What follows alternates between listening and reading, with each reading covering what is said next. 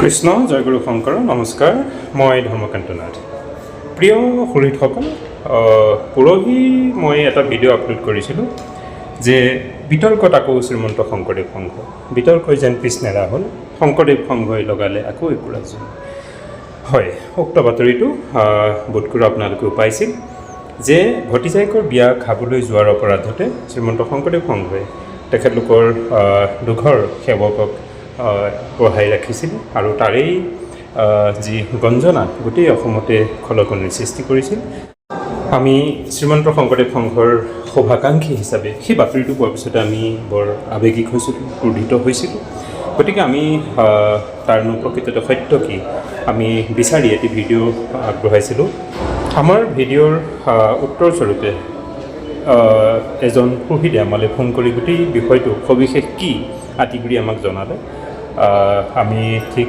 সেই বিষয়খিনিৰ ওপৰতে ভিডিঅ' এটা যুগুতাবলৈ আছিলোঁ তেনেতে আমি কালি আৰু এটা ভিডিঅ' পালোঁ প্ৰকৃততে যিখিনি কথা মোক ফোনৰ দ্বাৰা জনাইছিল মোৰ সুহৃদজনে একদম একেই গোটেইখিনি গতিকে সেই যিটো ভিডিঅ' মই পাইছোঁ তাকে মই এটেচ কৰি দিম আপোনালোকে চাব আপোনালোকে জানিব পাৰিব যে প্ৰকৃততে ঘটিছিল কি ভতিজাকৰ বিয়া খাবলৈ যোৱাৰ কাৰণেই খুৰাক বৰদেউতাকহঁতক এঘৰীয়া কৰিছিল নেকি বহাই থৈছিল নেকি প্ৰকৃততে কি হৈছিল একেটো এনে কোনো সমাজ আছেনে য'ত কোনো যি পন্থৰে নহওক সামাজিক দায়বদ্ধতা নীতি নিয়ম নাই গতিকে আপোনালোকে মোৰ পিছৰ ভিডিঅ'খিনি চাওক নিশ্চয় বুজিব আপোনালোকে একশ্ৰেণী মানুহ আছেই এনেকৈ কেৱল শংকৰ সংঘক জানো আক্ৰমণ কৰিবলৈ চকু মেল খুৱাই ৰাখে আৰু এই যে সাংবাদিক কিছুসংখ্যক যিসকলৰ সামাজিক জ্ঞান ধৰ্মনীতি শাস্ত্ৰনীতিৰ বিষয়ে একো নাই কেৱল এটা কথা পাব লাগে আৰু টি আৰ পিৰ কাৰণে তেওঁলোকে জঁপিয়াই আহি যায় ডিঙি পোলাই গতিকে এইসকলক মই কৈছোঁ আপোনালোকে কিছুমান বিষয় সংবেদনশীল যেতিয়া প্ৰচাৰ কৰিবলৈ যায় বিষয়টো অলপ তদপিচ ল'বচোন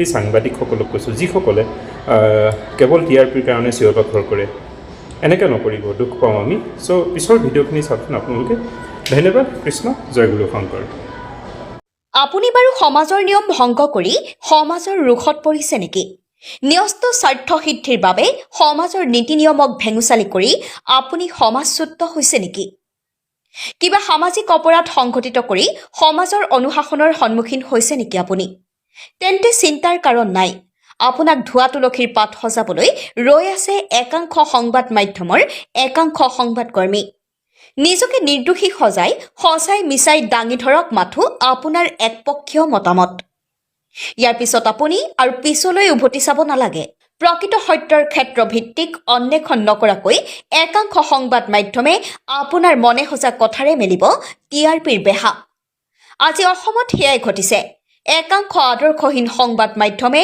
অৰ্ধসত্য বাতৰিৰে টিআৰপিৰ বাবে উদ্দেশ্য প্ৰণোদিতভাৱে নিউজৰ লগত ভিউজ দি চলাইছে ৰমৰমীয়া বেহা কালিমা সানিছে গণতন্ত্ৰৰ চতুৰ্থ স্তম্ভৰ পবিত্ৰতাত আজি আমি আপোনালোকক দেখুৱাবলৈ লৈছো অৰ্ধসত্যৰ কথাৰে একপক্ষীয় তথ্য সংগ্ৰহেৰে একাংশ সংবাদ মাধ্যমে বাতৰি প্ৰদৰ্শন কৰি বিভ্ৰান্তিৰ সৃষ্টি কৰা গহপুৰ জিলাৰ এটা ঘটনাৰ বিষয়ে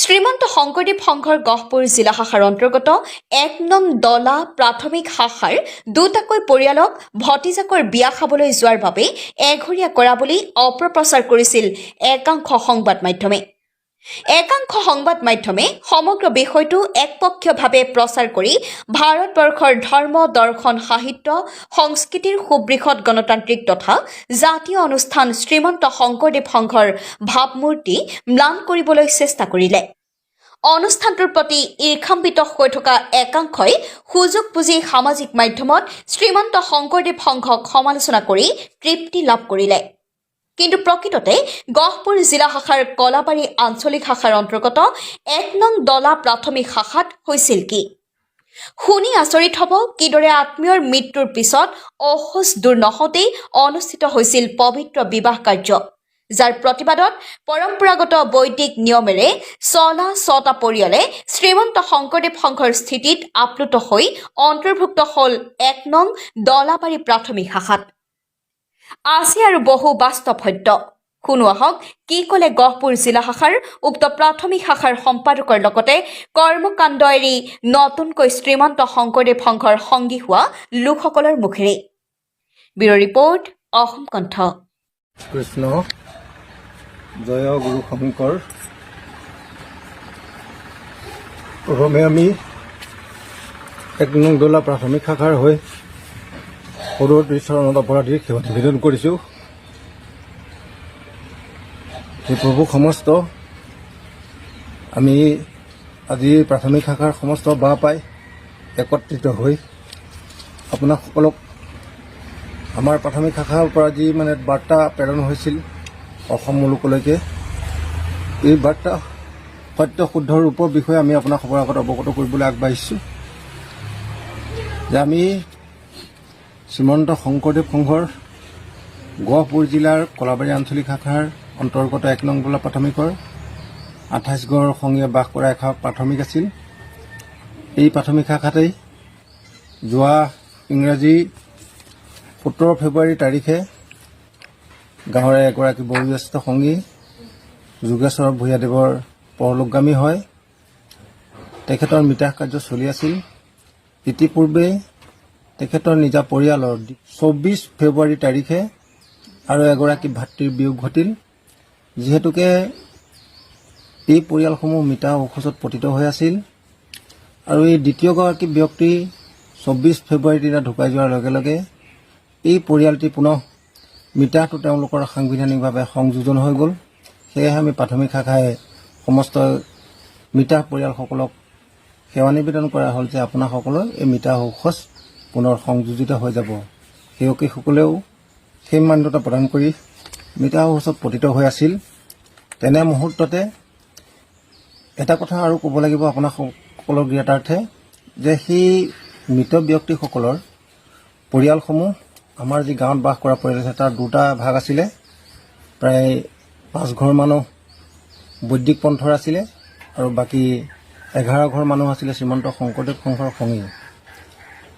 পৰিতাপৰ বিষয়টো আহিল এইখিনিতেই, যিহেতু ১৭ ফেব্ৰুৱাৰী আৰু ২৪ ফেব্ৰুৱাৰী তাৰিখে মৃতা ঔষধত পতিত পৰিয়ালবৰ্গৰ মৃতা ঔষধত তেওঁলোকে সংস্কাৰী কাৰ্যসূচী চলি থকাৰ মুহূৰ্ততেই ১ মাৰ্চ তাৰিখে মৃতা ঔষধৰ কোনো শুদ্ধিকৰণ নকৰাকৈ ১ মাৰ্চ তাৰিখে তেওঁলোকৰ ল'ৰাটিৰ বিবাহ কাৰ্য অনুষ্ঠিত কৰা হৈছিলে। সেয়া আমি শুনা পাই শ্ৰীমন্ত শংকৰদেৱ সংঘৰ সাংবিধানিক নিয়মেৰে যে ব্যৱস্থাটো আমাৰ মনলৈ আহিছিল, সেই লৈ পেলাই আমাৰ শ্ৰীমন্ত শংকৰদেৱৰ সংঘী সংস্থক আমি অনুৰোধ জনোৱা হৈছিল যে এই যি বিবাহ কাৰ্য অনুষ্ঠিত হৈছে মৃতা ঔষধৰ পৰিয়ালৰ বাদেও অন্য সংগীও আচলতে বিবাহত সহযোগিতা কৰিব নালাগে। যিহেতু এই বিবাহ সম্পূৰ্ণ বিধিসন্মত বিবাহ নহয়, অবিধেয় ৰূপে তেওঁলোকে প্ৰতিষ্ঠা কৰিছিল। যিঘৰ গৃহস্থীয়ে বিবাহ অনুষ্ঠিত কৰিছিল আমি তেখেতসকলকো আমি দোষাৰোপ কৰিবলৈ যোৱা নাই। নিশ্চিতভাৱে তেওঁলোককো কোনোবা এখন সমাজে মুখ্য ভূমিকা লৈ পেলাই এই অনুষ্ঠান পৰিচালনা কৰিবলৈ সহযোগিতা আগবঢ়াইছিল। আমি খালি মানসিকভাৱে এইখিনিতহে অসুবিধা পাইছোঁ, কৃপালু গুৰুজনাৰ সৃষ্ট সমাজ ব্যৱস্থাত ধৰ্মীয় পন্থবিলাক বেলেগ বেলেগ আছিল, কিন্তু কেনেকুৱা সমাজ ব্যৱস্থাত অসম মূলকলৈকে আমি জনাব বিচৰা নাই। মাত্ৰ আমি জনাইছোঁ যে যিখন গাঁৱত যিটো সমাজত উক্ত ব্যক্তিগৰাকীৰ ল'ৰাটিৰ বিবাহ কাৰ্য অনুষ্ঠিত কৰিছিলে সেই সমাজৰ ব্যক্তিসকলে কি ব্যৱস্থাৰে কি নিয়মেৰে যে মৃতা ঔষধত পতিত হৈ থকা পৰিয়ালবৰ্গক বাকী ৪ ঘৰ ৫ ঘৰ গৃহস্থী কৰ্মকাণ্ডীয় গৃহস্থীক গাঁৱৰ ৰাইজে বৰতীয়া কেঁচা বৰতীয়া প্ৰদান কৰি আছিল। শ্ৰীমন্ত শংকৰদেৱ সংঘৰ সংগীসকলকো কেঁচা বৰতীয়া প্ৰদান কৰা থকা হৈছিল। ঔষধত পতিত পৰিয়ালবৰ্গৰ বিবাহ কাৰ্য অনুষ্ঠিত কৰাৰ হেতুকে প্ৰাথমিকৰ সংগী সমস্তক উক্ত অনুষ্ঠানত সহযোগিতা কৰিবলৈ বাধা প্ৰদান কৰা হৈছিল, অনুৰোধ জনোৱা হৈছিল। কিন্তু পৰিতাপৰ বিষয়ে উক্ত বিবাহত তেওঁলোকৰ নিজা পৰিয়ালৰ মৃতা ঔষধত পতিত হৈ থকাৰ স্বত্তেও দুঘৰ গৃহস্থীয়ে গৈ উক্ত বিয়াভাগী সম্পূৰ্ণ আমিষ দ্ৰব্য ভোজন কৰি তেওঁলোকে বিবাহত সহযোগিতা কৰিলে। প্ৰাথমিকে সভাৰ সিদ্ধান্ত অনুযায়ী শ্ৰীমন্ত শংকৰদেৱৰ সাংবিধানিক নিয়ম অনুযায়ী তেখেতসকলক বাক্য ৰখা হৈছিলে আপোনালোকে নীতিগতভাৱে এই কামটি নকৰিলে, সেয়েহে প্ৰাথমিকৰ 2জন ভকতৰ ওচৰত হ'লেও আপোনালোকে গোৱা পানাদি সেৱা ধৰি আপোনালোকৰ দায় নিষ্পত্তি কৰিব বুলি সেই কথা অৱগত কৰা হৈছিল। কিন্তু পৰিতাপৰ বিষয়ে তেখেত 2গৰাকী ব্যক্তিয়ে হ'ব বুলি প্ৰাথমিকৰ ভকত সমস্তক সেৱা নিবেদন কৰি ভকতক কৌশলগতভাৱে আমন্ত্ৰণ জনায়। 3গৰাকী বাপক কৌশলগতভাৱে আমন্ত্ৰণ জনাই তেওঁলোকে বিভিন্ন অশালীন শব্দৰ দ্বাৰাই, যি শব্দ শুনিলে হয়তো সাধুসন্ত মহন্তসকলে শৰণ ভ্ৰষ্ট বা এনেধৰণৰ শব্দ প্ৰয়োগ কৰি প্ৰাথমিকৰ ভকতসকলক তেওঁলোকৰ নিজা গৃহৰ পৰা পদূলিলৈকে গতিয়াই উলিয়াই দিছিল। সেই কথা আমি আপোনাসকলক সুখেৰে জনোৱা নাই। আমি এই কাৰণেহে জনাব বিচাৰিছোঁ যে তেওঁলোকে যি কাৰ্য সংগঠিত কৰিলে সেই কাৰ্য আচলতে বিধিসন্মত হয় নহয় সেয়া আপোনাসকলে বিচাৰ কৰিব। আমি মাত্ৰ অসুবিধা পাইছোঁ প্ৰভু সমাজটো এইখিনিতেই যে তেওঁলোকে যিটো সত্য কৰ্মত নিয়োজিত হৈছিল, সত্য কৰ্মটোক তেওঁলোকে ঢাকোন দি সম্পূৰ্ণ এটা অসত্য প্ৰতিষ্ঠিত হৈ সমস্ত সমাজ ব্যৱস্থা তথা শ্ৰীমন্ত শংকৰদেৱ সংঘক তেওঁলোকে এইটো জগৰীয়াৰ যি ভাষা প্ৰয়োগ কৰিছে সেইটোত আমি অতিশয় দুখিত। বিধিসন্মত নোহোৱা অনুষ্ঠানত আমাৰ সংঘে সহযোগ কৰিব নোৱাৰিব। আৰু আমাৰ কাৰণে এইটো এটা ভাল খবৰো আমাৰ মাজতে দুখৰ মাজতে আপোনাসকলক এটা ভাল খবৰো দিব লাগিব। এই গাঁৱতে বাস কৰা অঘৰ সংগী সেই কাৰ্যসূচী অনুষ্ঠিত কৰাৰ পাছতেই প্ৰাথমিক শাখাত নিৰ্দিষ্ট নীতি নিয়মেৰে আবেদন কৰি শ্ৰীমন্ত শংকৰদেৱ সংঘৰ সংগী পদ গ্ৰহণ কৰিলে। সেই মই 1 নং দৰাই পুৰণা বাপ আছিলোঁ বৈদিকৰ, কিন্তু যেতিয়া আমাৰ পৰিয়ালৰ এজন খুৰা ঢুকালে, খুৰা ঢুকোৱাৰ পিছত আমি পিঠাগুড়ি আমাৰ বৈদিকৰ পৰা দিয়ে আছিলে, কিন্তু দিয়াৰ পিছতো মনে মনে আমাৰ বৈদিকৰ মানুহে আমাক নোসোধাকে তেওঁ কেশৱ ভূঞা নামৰ যিজন জৰা দেউতাক তেখেতক সংস্কাৰ কৰিলে। আমি 5 ঘৰ মানুহ সংস্কাৰ কৰিবলৈ নক'লে আৰু একো নুলিয়ালে। গতিকে এনেকুৱা এখন সমাজৰ লগত থাকি কোনো আমাৰ কাম নহ'ব। সেইকাৰণে আমি এই সংঘ আহিম বুলি মই প্ৰতিশ্ৰুতি ল'লোঁ আৰু আহিলোঁ। কৃষ্ণ জয়গুৰু শংকৰ। আচলতে আমি আজি প্ৰায় 75 বছৰ হ'ল, 75 বছৰ বয়সত দেউতাই ভৰি দিছোঁ। সেই 75 বছৰ বয়সলৈকে আমি বৈদিক সমাজৰ লগত বাস কৰি আছিলোঁ।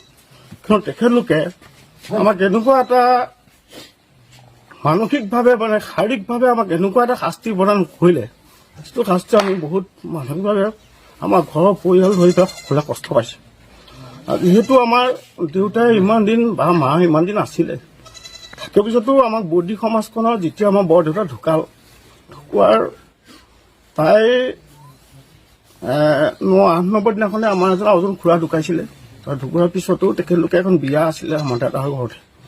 তেখেতলোকে বিয়াখন অনুষ্ঠান কৰিবৰ কাৰণে আমাক বৰতীয়া দিও আছিলে। যিহেতু বৰতীয়া হৈ থকাৰ পিছতো আমাক সমাজখনে নুসুধিলে যে তেখেতলোক সংস্কাৰ হ'ব নে নহ'ব, কোনো আমাৰ লগত আলোচনা নকৰি, কাৰণ আমি যিহেতু বৌদ্ধিক সমাজৰ লগত 75 বছৰ থাকিও আমাৰ সৈতে আলোচনা যিহেতু কৰিব লাগিছে, তেখেতলোকে কোনো নকৰি তেখেতলোকক এগৰীয়াকৈ তেখেতলোকে নিজে এখন গৈ পেলাই তেখেতলোকক